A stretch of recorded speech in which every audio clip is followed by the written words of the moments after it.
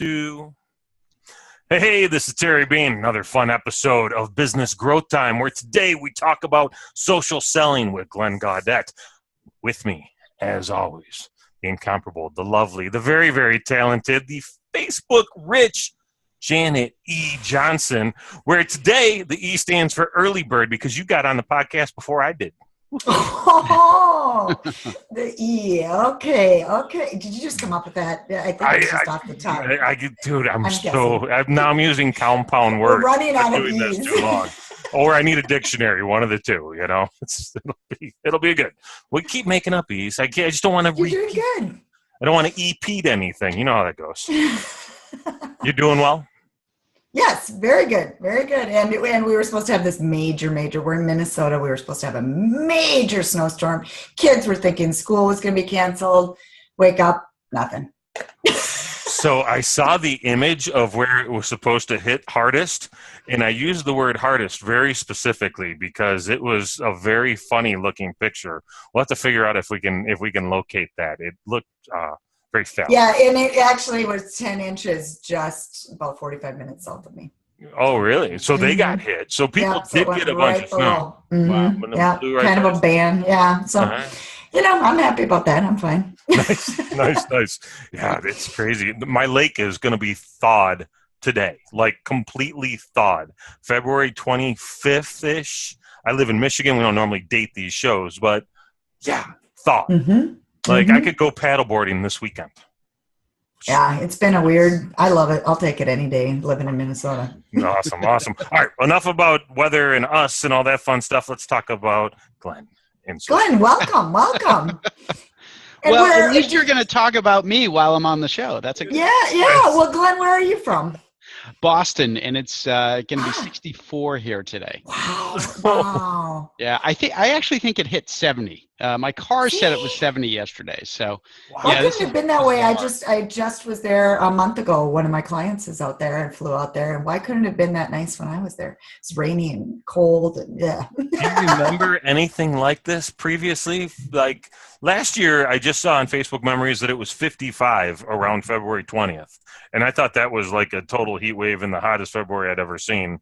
This is warmer and longer. Well, if this isn't climate change, maybe at least it's climate confusion. Because I don't think it really knows which month it is right now. I tell you, these Chinese are point. us, and this is a serious hoax by the Chinese. They're doing a good job. I'll take it. Well, cool. Well, I want to give Glenn the proper introduction, and then we will get into the topic. So Glenn Gaudet is the president and founder of GaggleAMP. Am I saying that right? GaggleAMP? You are. Okay. Great job. All right. GaggleAMP Inc. GaggleAMP is the leader in providing content amplification and engagement solutions. Glenn has spent over 25 years in marketing and has led efforts leveraging technology in the sales and marketing realms. Glenn is a published author, entrepreneur, industry influencer, and former nationally certified snowboard instructor. Well, that's very interesting as we're talking about snow. Yes. Yeah. Glenn lives in the Boston area, which we just found out, and fancies himself as quite the home chef. So cooking and snowboarding. Yeah. All right. Well, welcome, Glenn. We appreciate you being on. Thank you for having me. I really appreciate it. And just to clarify, what GaggleAMP does is the flagship product allows companies to get their employees to be part of your digital marketing efforts. So if you want 1,000 of your employees to retweet something, you do it on our platform. If you want 1,000 employees really to do anything, write a review about what it's like to work at the company on Glassdoor, or follow somebody on Twitter or LinkedIn, all of that can be done. We do almost 50 different activities that you can have your employees do. Neat. That's really cool. Yeah, that is cool. That makes sense. Yeah, we've seen a lot of impact, and we collect a lot of data as a result of this to see what's really impacting and moving the needle when it comes to things like social selling. So it's pretty exciting. Is it mostly notification then? Because I think a lot of people would be happy to repost or retweet or share or comment or review. They just don't know how. Is it you simplify that process of getting that nudge to them? Yes, I mean to a large degree, what we're doing is we're allowing the marketing folks to pre-package activities. So let me give you an example. I want everybody to retweet this specific tweet that's from the company brand. I'd like everybody to share this particular story on LinkedIn. I'd like people to take this link and put it out on their Facebook. So it's really pre-packaged, very, very discreet in that respect. And then it's essentially a binary decision. Does the employee want to do it? Go ahead and click the share button, or no thanks. That simple. And that's the key is, I mean, it sounds simple, right? But there's companies out there that are literally overwhelming employees with the corporate newsletter that goes out and says, oh, hey, we did these 20 tweets this week, and then we did this, and we do that. Oh, and look at this great blog post and everything. But the problem is you don't necessarily, when you overwhelm people with content, they don't necessarily know which content to actually share, where to share that content. Yeah. Is this content more appropriate for LinkedIn, or is it Twitter, right? So it's those things that really, when you're thinking about any kind of an engagement, whether it's your employees, your channel partners, your customers, you want to keep it simple. This, people, is the value of the user experience and building things from the user as opposed to building the stuff you want to build. Think about it. Don't over-engineer it, right? Right. Wow, man. Because we would be like, oh, everybody knows where to put this and when to put it and how to do it, right? Yeah. Keep it simple. Very, very smart. All right. So, Janet, we're going to talk about social selling. We talked about funnels a little bit ago, and that episode went really well. So I think this is a nice tie-in. So, Glenn, if we could just start at the highest level, what do you define social selling as?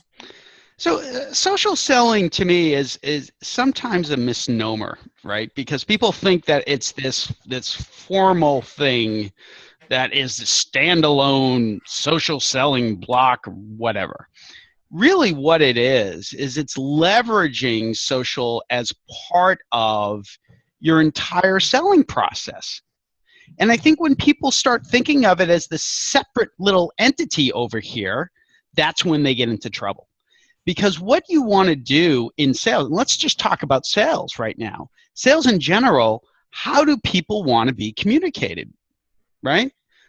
If I get communicated by my cell phone, if somebody starts calling my cell phone, I'm probably not going to react well to that. In fact, if you ask anyone in my company, they know if somebody gets a hold of my cell phone and calls me during the day and is trying to sell me something, I'm not very happy about that, and I respond in kind on my cell phone. So there's ways that everybody likes to be communicated with. Yeah. And that's where I think social can come in, because social allows multiple modalities. Now, when I talk about multiple modalities, I mean you can communicate one-on-one with social, but you can also just inform. And the requirement is not that they actually have to respond. So perfect example of this, LinkedIn. So many companies have their salespeople do what on LinkedIn? You know this, right? Prospect. They spend all day prospecting. And what they don't do necessarily is actually add a little value. How do you add value? Maybe I'll take this really interesting article about this industry that I'm in and share it with all of my contacts. And when I do that, I'm not necessarily asking for people to be in touch with me. Although what happens is when you start doing that, you're probably going to get more followers, more contacts, depending on the platform you're using. But you're also going to raise your view of your within your community, that you kind of know what's going on in this industry, and you can be value add. So that when there is a need for that person to do it, and I really view social to a large degree being more of a pull strategy rather than a push strategy, right? I'm not trying to push my message onto you necessarily. What I'm trying to do is put content out there so that when you're ready to make a decision, I'm one of the people you want to talk to. Does that make sense? Yep. 100%. And so in order for that to be successful, I really need to know the modalities that my prospects and my customers consume their content, right? So how do they consume their content? You know, there's a lot of companies are just going to say, I need to be on every social platform. Well, you don't. You need to be on every social platform that your prospects and your customers are on. And so they forget about that step of, okay, where are they on? Because if they only spend their time on LinkedIn, well, guess what? I get to focus. Maybe they're on LinkedIn. Maybe they consume content on Twitter, right? You know, if I want to get visibility of the President of the United States, maybe I'll put some tweets out there, right? Probably not LinkedIn, because, you know, if you think about where the person is spending their time, that's where you want to have your content. Does that make sense? Oh, yeah. Go where your audience is. I would add that we should be where our competitors are and where our industry thought leaders are too, right? So we can be getting some education, and they're going to be sharing things that make it easier for us to put that information out, because it doesn't really matter in the minds of our audience if you created the information or you curated the information. That's right. What do you think, Glenn? I think it's great, and it's really good advice, because it's not just about putting information out there, but it's also about engaging with that information, right? So maybe one of your customers or your prospects put out some content on their own, and then you engage with them on that. You comment on it, right? Maybe you share it, right? One of the things that we do, and we recommend to our customers is, you know, you mentioned influencers. If you've got some industry influencers out there, why not get everyone in your company to follow that influencer? Oh, yeah. They start noticing, oh, I've got all these people from this company following me. And now all of a sudden that company shows up in their radar. Yep. You know, and sure. it's subtle, but it's really impactful. Sure. So a lot of times people just kind of get in this thought process around, I've got to push content. I got to push content. I got to push content, right? Content is part of it, and there's no question about it. But you also have to think about engagement. So how do I engage with those people that I want to do? I'm just not pushing content their way. I've got to be able to look at somebody and see what they're putting out there and find some engagements around that. And that's where the magic happens. That combination is where this magic lives. I agree. That's 100% accurate. I think that's all. Yeah, we don't want to just talk at people. We want to talk with people. And that, yeah. The strategy that's what social media is. I've been telling I do some coaching for clients every now and again, and all my coaching clients know that more important than what you post is the comments you write. Right? It's really, if you want more engagement, be more engaged. Yes. That's where it starts, right? Because the people that you comment will come back and check out your stuff, and they'll comment, and now all of a sudden you've got that reciprocity going on. It's so powerful and so forgotten. And with so many companies, the rank and file employee, they don't necessarily know what to do, right? So there's a certain amount of fear, there's apprehension, there's a lack of confidence around, is this the right thing to do? Is this the right person to follow? Is this the right blog that I might comment on, right? And so that's where I think the marketing department in the company can really help, because that's what they do all day. They really understand. They have the full list of influencers and analysts that are covering a space, right? The rank and file employee doesn't. So that's where you want to really energize your marketing team to support the rest of the organization, not just do it from within marketing on the corporate accounts. That's right. Yeah, it can't be just a silo. It's got to be pervasive throughout the company. Right. That's great. And your technology makes it easy to do that. So that's really cool. Very nice. All right. So what do you see as some good approaches, some do's, and what do you see as some less good approaches? Let's call them don'ts. Well, I think particularly for people who are starting out. So if there's anybody in your audience that isn't on social yet, don't necessarily. They won't hear this. That's a good point. Never know. That's a good point too. Start with your outcome. What are you trying to achieve, right? And then work backwards. So many people kind of jump into social because they think they need to be on social. So, let me do all this stuff on social. And what happens, what they don't realize is when you start it, you need the care and feeding, because one of the worst things you can do is start it and then all of a sudden let it dissipate. So once you get on that, you got to keep getting that bicycle going over and over again. You got to pedal, right? So don't get on the bicycle unless you're sure that's what you want to do. Oh, that's really good advice. Yeah. And I see it so many times where they start and then pull back and just stop because it's too much work. Right. And then you look at their Twitter account and, it was December of last year. Yeah. And then it's just like, is the company still around? The company still around? Exactly. Are they still in business? Or did they just give up on their social media? Exactly. I always thought it would be a great idea if LinkedIn put cobwebs on profiles that weren't visited, right? So some of them would be like, oh, look, there's a little web. They didn't come in the last week. And then there'd be like haunted house type mess.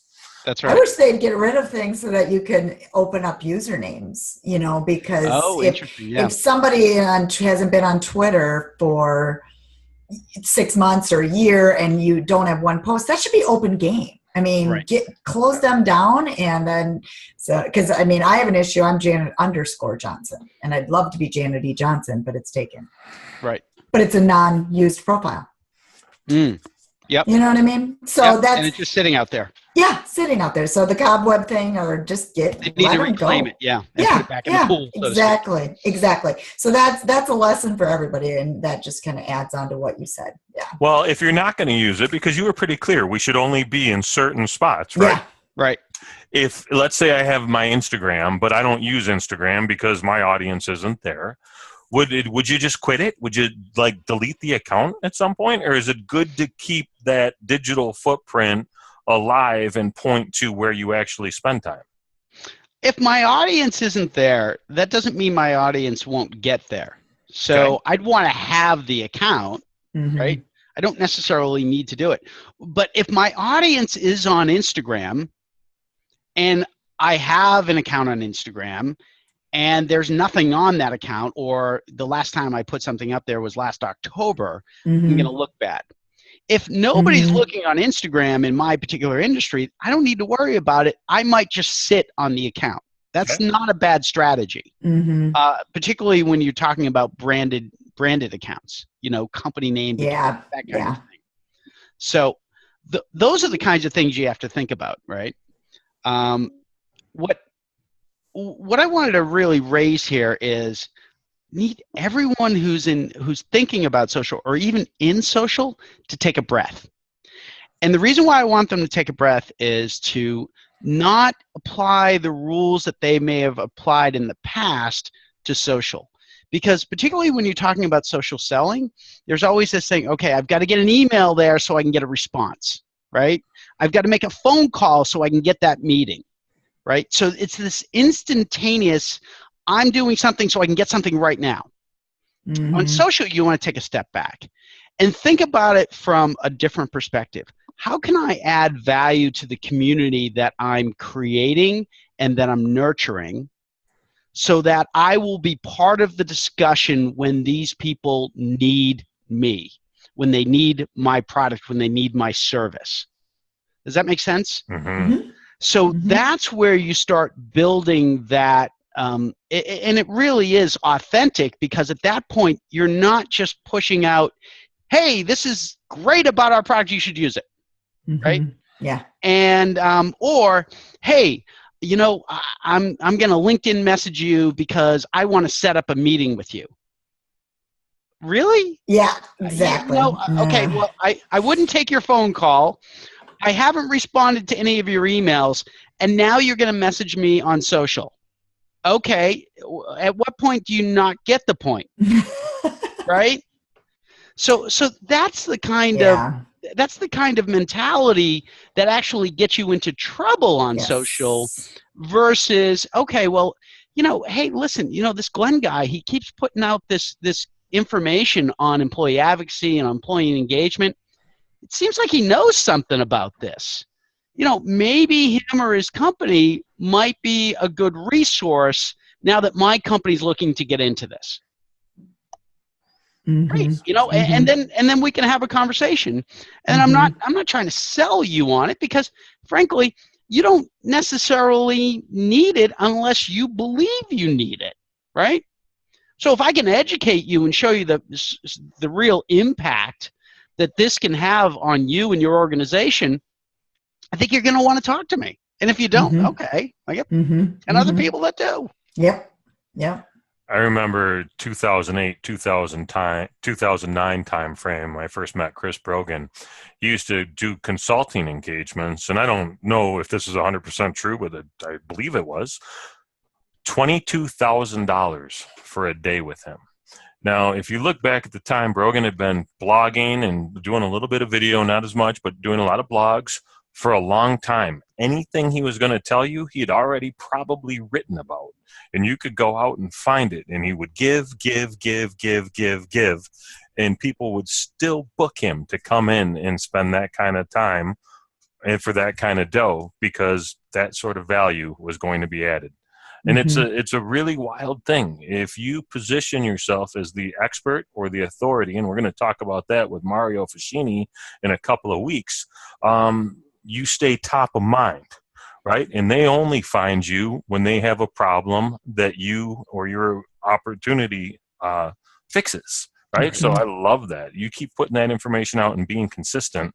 It's a great way to have your audience find you to solve what you do best. I think that's really important advice. I think a really simple way to get your feet wet in social too is just acknowledgement.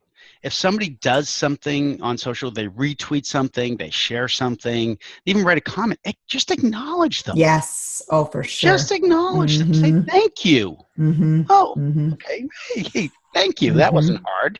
Exactly. And you never know where that's going to lead to. It was kind of interesting. We actually got one of our largest customers from a cold tweet. And it was just because I asked a question.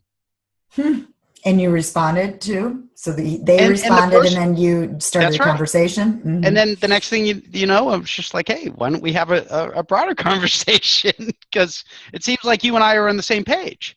What was the question? Do you remember? I was actually looking to find someone. It wasn't to push the product. It was just like, hey, I'm looking for so-and-so in this organization. Oh, got it. And it turned out this person was not the person that you were looking that I for. thought he was. He was actually a different person, but was the exact right person for me to be talking to. Isn't that interesting? It's really interesting. When you're authentic, when you're genuine, it's amazing what happens. Where do you spend your time most? What platforms do you use in some level of order of time spent? So I have a slight advantage because I use our product, right? So our product puts a lot of content there for me, so it's very easy for me to keep my Twitter account and my LinkedIn account, there. On the Facebook, that for me tends to be a little more personal, although I do have some business stuff on there. And it's really a little more on the consuming side for me on Facebook, just to go, who's got a birthday now, who's got this, who's got that. So that's how I use Facebook.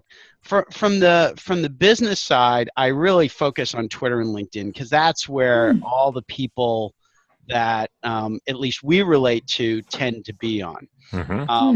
I also have a Snapchat account.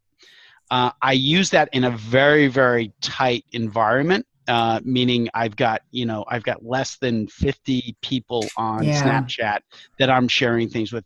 It's usually close family. I just want to share a moment and everything like that I don't necessarily want to put on Facebook, where I have a bajillion different followers on Facebook and friends on Facebook. Mm-hmm. So that's where I spend my time. I have an Instagram account.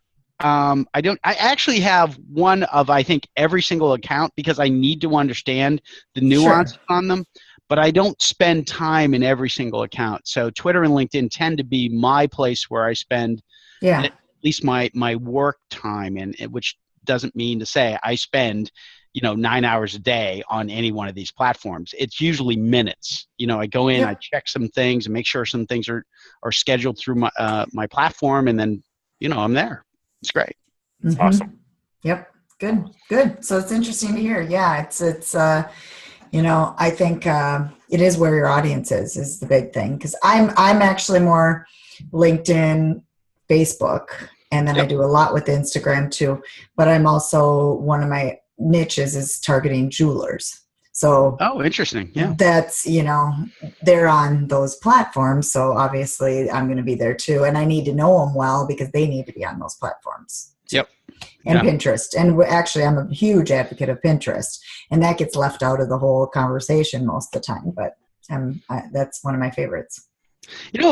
We found that, so we sell to typically to marketing departments, particularly the social media marketing folks within the organization. Yep. And it's surprising how many of those folks do a really amazing job on the company side, but on their personal side, they're kind of quiet. I mean, it's fascinating to really see. That is interesting. You're right. I think it to be the other way around, but it's usually not. And it's funny when I see somebody who's really out there. They got 1 million followers of this, that, and the other thing. I can tell right away they are not necessarily marketing folks for an organization, right? It is the self-promotion versus the corporate promotion. Yes. And it really is. It's like two different modalities. It really is, which is why a lot of times the people out there that are speaking about social and have 1 million followers on Twitter, let's say, or on Instagram or wherever, they tell stories about how they got there. It doesn't work the same way from a company point of view. And that's where there's a disconnect often. And that's why people need to remember that a corporate brand, and there's plenty of corporate brands out there that have plenty of followers out there. But when you actually look at the research, is people believe the employee over the company brand and even over the CEO, right? Which means my employees have more credibility than I do. Yes. Yeah. Which I think really speaks to the power of social being more of an individual platform than it is, corporately owned platforms. Does that make sense? That's a great point. Two different types of marketing people is what you're basically saying. Yeah, and I just think that when you boil everything down, it comes down to people, right? Oh yeah. Well, and that's been the new trend is, just bringing people to the forefront, and nobody wants to buy from a logo, right? So it's all about people. Yeah. So I mean, with my team, it's we both encourage and support, obviously, to engage people on social, but creating relationships, right? And so, and it's really interesting because we have an annual event. This year it's coming in June. It's a 2-day deep dive into employee advocacy and engagement. And it's great when I see my team interact with the people that they've been going back and forth with, right, on these different channels, and they show up to the event, and there's actually now that face-to-face opportunity. And it's a really interesting thing because it's just you already know somebody at that point, even though you've never met them. Oh, for sure. Mm-hmm. So that's where I think the magic can happen. Is it fosters deeper relationships with people, Mm-hmm. and then if you're lucky enough to actually bring people together in a face-to-face, you really see how that really cements things, right? Mm-hmm. It's just incredibly powerful. Very Definitely. cool. Very, very Definitely. cool. All right. By the way, you should both come to the event in June. It's in Boston. It's In Boston. Well, I got 3 clients out there, so There you go. Check out attendamplify.com. Cool. Say Yeah, it that's again, very I'm sorry. Yeah, it's attendamplify.com. Attendamplify.com. Very cool. Yeah, I see the F and the Y above, right next to social, right above your head. And now I now understand what's on. Yeah, it's the amplify. Oh, that's Yep. good. That's good. And that's what the AMP is for, I assume, too. AMP in Short? GaggleAMP is short for amplify. That's what it is. Okay. Well, and let's tell us more where they can find you and find more about GaggleAMP also. Sure. If they want to learn more about GaggleAMP, they can just go to GaggleAMP.com. That's GaggleAMP.com. And if they want to find me, probably the easiest way to get a hold of me is on Twitter. And my handle is Glenn G. That's Glenn with 2 N's. Nice. Well, that's an You easy got one. there early. I got there early. Yeah, I got there early. I think I'm I'm in the 50,000 range in terms of LinkedIn, because I don't know if you remember, Reed sent an email out to like the first 100,000 people that were on LinkedIn, and I got one of those. Really? Yeah, so it was kind of cool. That is, Terry, you were on pretty dang early, I too. was on early, but I didn't get that email, man. I was on.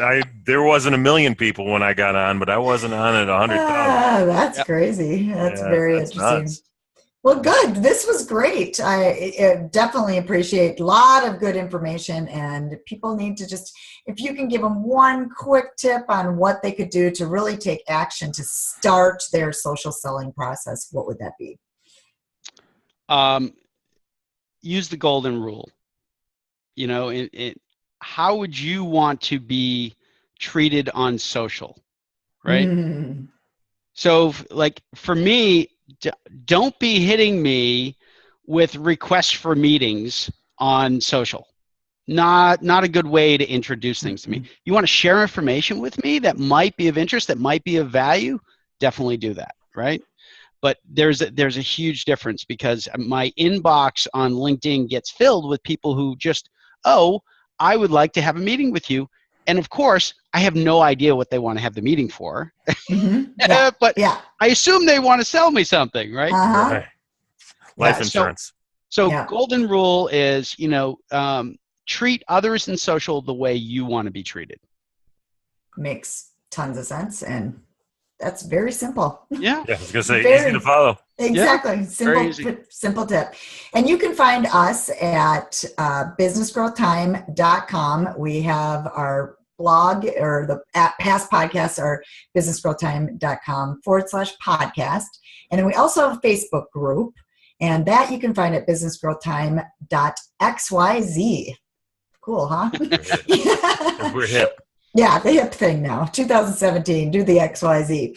So there you go. So thank you very much for your time, Glenn, and we appreciate you guys. Thanks for having me on. Be good.